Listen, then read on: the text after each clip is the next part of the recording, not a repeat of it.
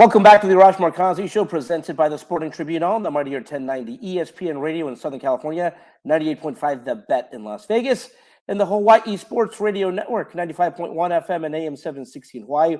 Just as a reminder, if you have a question or comment, or just want to win tickets to an upcoming game in Southern California, Las Vegas, or Hawaii, call our hotline 310-400-0340. All right, let's go out to the Circa Sports Guest Hotline right now. And joining us, the man that I believe is the voice of Las Vegas sports, the Sporting Tribune's columnist, man about town, Steve Carp. Steve Carpy, how are you doing, my friend? Good to be back in town. A little warm here, as you can imagine. My hair is a mess. Anyway, yeah, it's good to be with you guys. All right, Carpy. Listen, big week here in Las Vegas. I don't even know where to start with. I will start with the Las Vegas Raiders because they are reporting to camp. Big season for them. One big question that we did get somewhat of a response to, we'll see how he looks. Jimmy G has been cleared.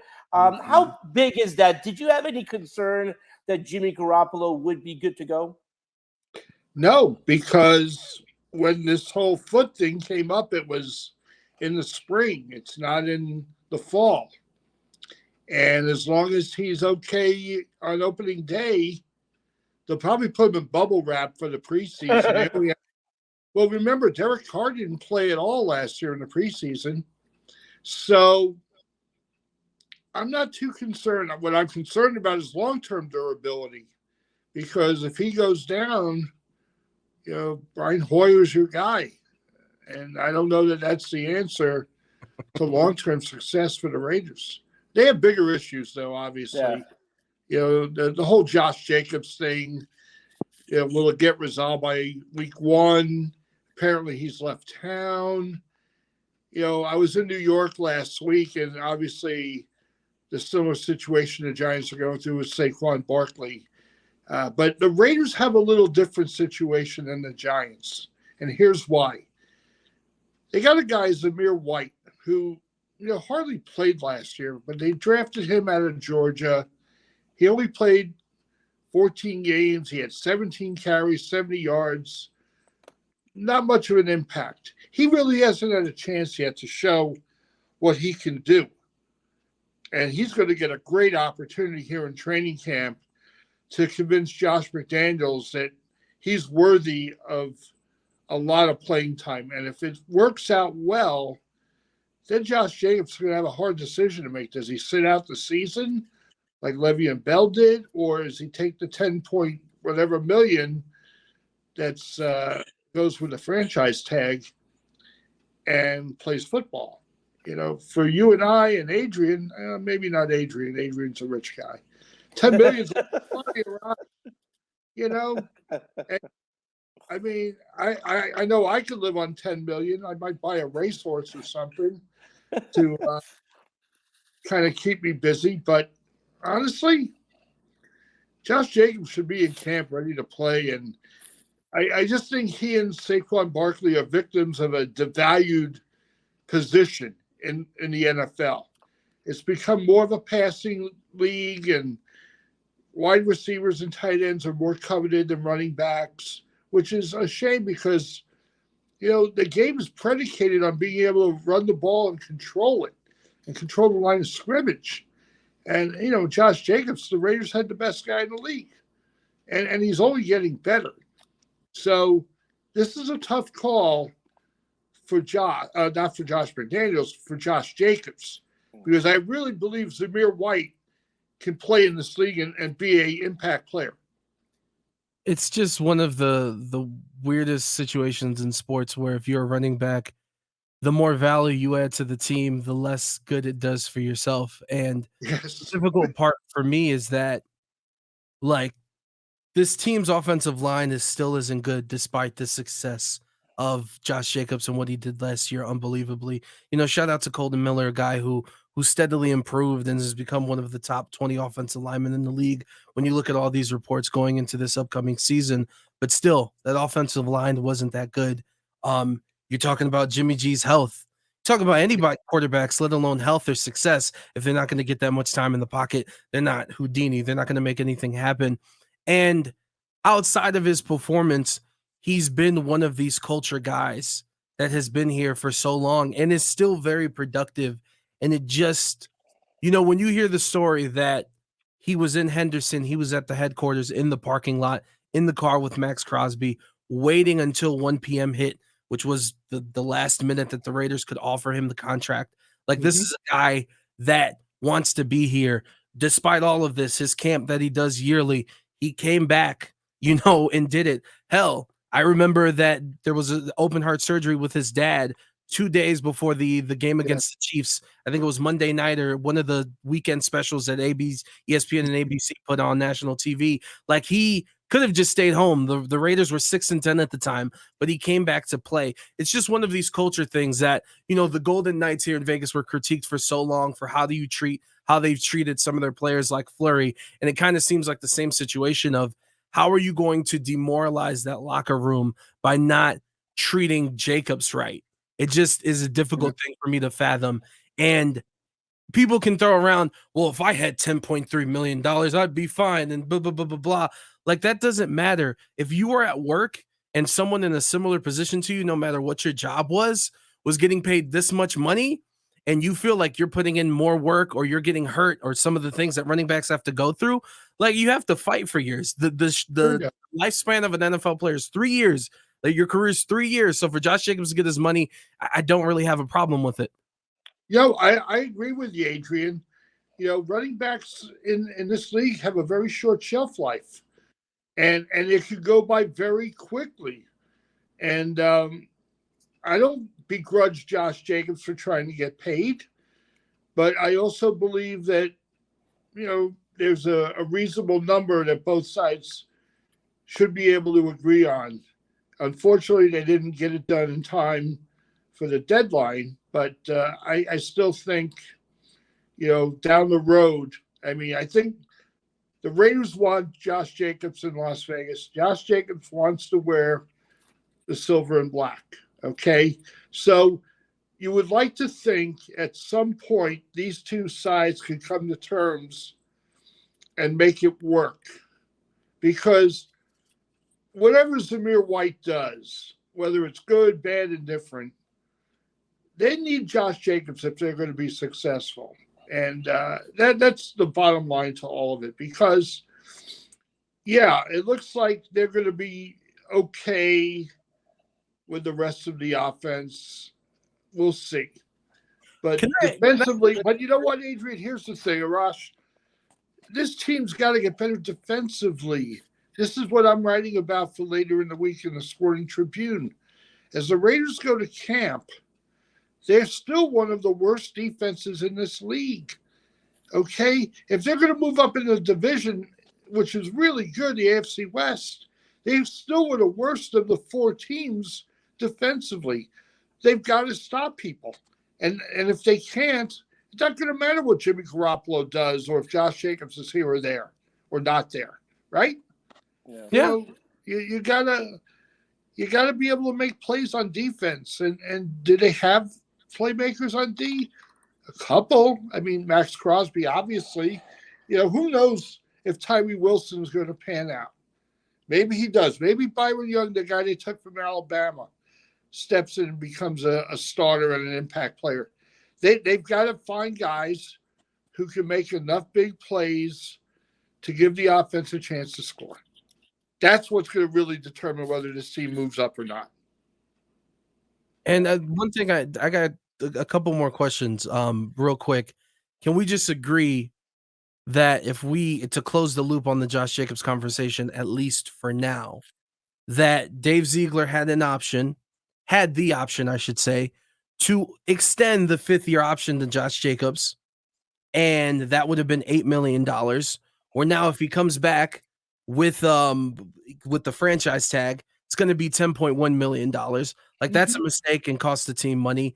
And the other thing I want to ask you, Steve, is, last year maybe there was false bravado in the offseason with the Devontae Adams trade and the connection with Derek, and now we can really compete, this, that, and the third. I think everybody realizes the situation the team is And there's been a surprising feeling of patience with this team, despite what happened last year. And to me, it seems like we're heading towards another 6-11, 7-10 season for this team. How thin is that patience going to be, though, for Las Vegas and Raiders fans, in your opinion? Well, all right. The patience is coming from the owner. All right. Mark Davis isn't blowing people out just yet. He's going to ride it out with Ziegler and McDaniels. If you talk to the fans, they're not as patient. They pay more than any other fan base in the league to go watch their team play. All right? Their patience is kind of running thin. And so for them, the Raiders need to make a big step forward. And we're not talking about winning the Super Bowl and playing, in Allegiant Stadium on February 11th. I mean, that would be an unbelievable experience for it to come to pass. But look, the likelihood is they're probably not even making the playoffs. So forget all the Super Bowl and Vegas stuff. But yeah, Adrian, it depends on which side of this coin you're on. All right. Management is patient. The fans who paid the freight are not patient. All right. And you don't want to alienate your fan base if you can help it. Right. So what do? They tried to make a big move. They moved on from Carr. They brought Garoppolo in. I think their draft was okay. We'll see how it all pans out. I mean, if Tyree Wilson can play, all right, if Michael Mayer can step in and take over where Darren Waller was or wasn't really, he was hardly on the field last year. Those are big wins for Ziegler. But honestly, I'm just not seeing a quantum leap forward by this team, especially when the other teams in the division, and I'm thinking more like Denver hiring Sean Payton to be their coach. They finally have a coach who could probably get Russell Wilson playing well, like the old Russell Wilson.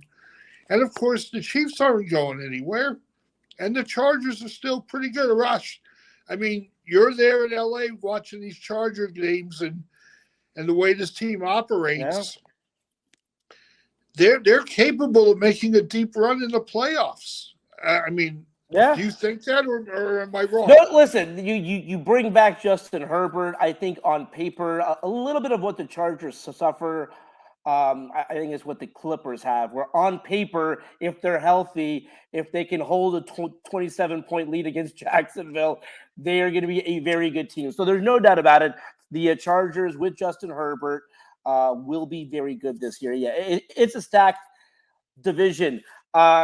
Carp, there's a lot to get into. College football is the next one. You did a front page column for the Sporting Tribune on the current state of the Mountain West Conference. San Diego State, a lot of drama, I thought for no reason. But anyway, they are still in the Mountain West Conference for at least the next 2 years. The Pac-12 had their media day the day after the Mountain West did, where we will find out if they're going to bring on 2 more teams after USC and UCLA leave. Do they stay and once again become a Pac-10? Let's start with the Mountain West. Let's start with San Diego State and obviously with UNLV, who amazingly got 1 first place vote.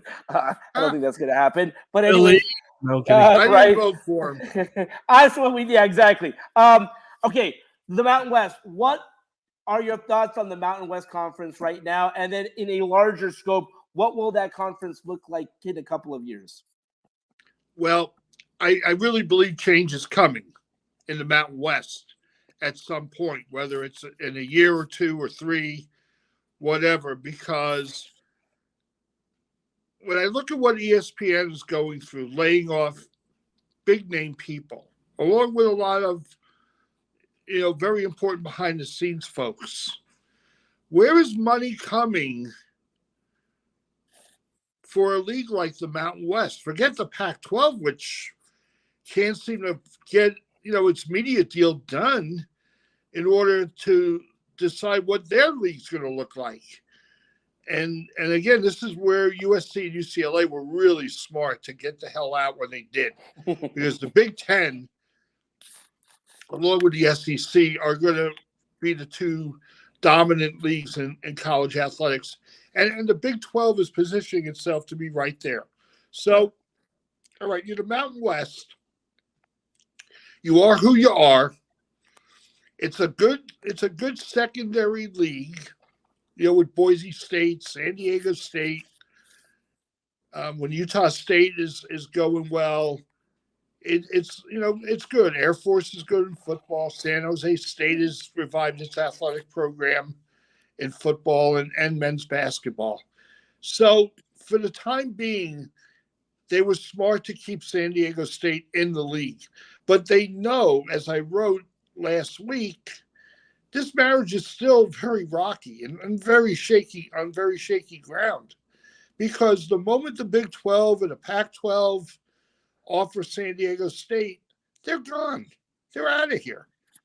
And so the Mountain West has to have its plan ready. Do they bring Hawaii in as a full-time member? Do they look to another league and try to bring someone else in? Do they remember, not a lot of schools play football on the West Coast that could be a potential member of the Mountain West. I mean, could you bring Montana or Montana State in? I guess. Could you bring Idaho in? Maybe. Weber State? I mean, I don't know. But what I do know is that TV is dictating everything in college athletics. And that's why the Big 12 has done what it's done to try and give itself the most opportunity to get the most exposure by its media partners. And Arash, you can maybe explain this better than I can. What the hell is George Klivikoff doing at the Pac-12 to keep his league together long term? Here's the thing. I mean, I thought it was outrageous that they had not figured out a media rights deal. I think we all thought that he would open up the Pac-12, the media day in Las Vegas at Resorts World, at the Zouk nightclub, which was very interesting. That you would begin that media day with, here's our new media rights deal. The one thing that I will say, having talked to him, he is quietly confident that they have a deal in place that will keep the remaining 10 teams, which is very big, Steve. I got to be honest with you. I definitely thought they would poach at least 2 more teams and give USC and UCLA some help. Again, when you just look at that travel schedule, and I'm not worried about football because football is football, but the other Olympic sports, for example, what their travel schedule is going to be like in the Big Ten will be very interesting. Steve, we only have a couple of minutes left. And again, this really goes to Las Vegas, once again, being the center of the sports world, not only with the National Football League, not only with college football. The biggest boxing match of the year will take place this week in Las Vegas. You'll be there. Our own Adrian Hernandez will be there. So you guys will have some fun together. I'm going to be there. Spence Crawford, T-Mobile Arena. I got to be honest, when I dreamt about covering sports in Las Vegas as a kid, it always centered around the big fight. Steve, you covered some of the biggest ones in Vegas history. Put into context the significance of Spence Crawford. I've seen both of these guys fight throughout their careers, and they're both action fighters. They're high-volume punchers. Crawford can usually start a little slow, but once he gets rolling, no one has stopped him yet. I mean, the guy's 39-0. He's got 30 knockouts. Yahoo Sports, my friend Kevin Ioli, has him as the top pound-for-pound fighter in boxing. Okay? But Errol Spence is extremely talented. I mean, this guy has everything you want to see in a champion. He throws, he defends, he's smart, he's got great ring generalship. For me, it's just a quality matchup of 2 highly skilled fighters who know what they're doing and know how to go from plan A to plan B to a plan C if need be. I'm anticipating a very, very exciting fight. I think it will go to distance. I'm not sure who wins because I have a lot of. Give me a name before we get out of here. I've got a lot of respect for Errol Spence, man. He's a big time talent. But I've been around Crawford since the start, and this guy never ceases to amaze me. He's also a little bit bigger than Spence. But here's the thing, Steve, we got plenty of time. We're going to have to close it out here, but you're going to be there. The man himself, Adrian Hernandez, will be there with the camera. I know you two will be making TV magic that we'll have on the show and on YouTube. Steve, so glad that you came on to really talk about a little bit of everything in Las Vegas. That's all the time we have for today.